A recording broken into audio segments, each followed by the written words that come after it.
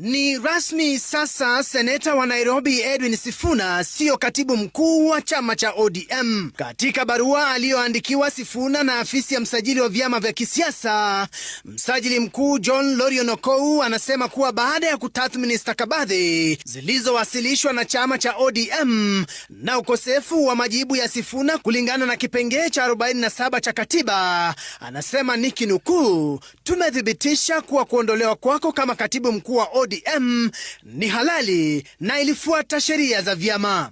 Katika barua hiyo, Lorion Okou anadokeza kuwa licha ya hayo, ofisi hiyo imefanya mabadiliko ya uongozi wa chama na kusahihisha rekodi za chama hicho. Baada ya kupokea barua hiyo, kupitia mawakili wake, Sifuna aliandika barua ya dharura kwa msajili wa vyama akidai kuwa anaona utovu wa uwazi katika hatua hii na kufanya mabadiliko katika chama imekiuka sheria za vyama na hata sita kuwasilisha malalamishi.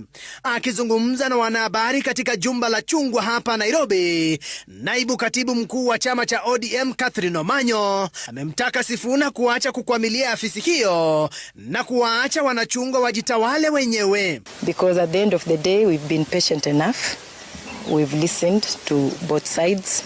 We've given him enough time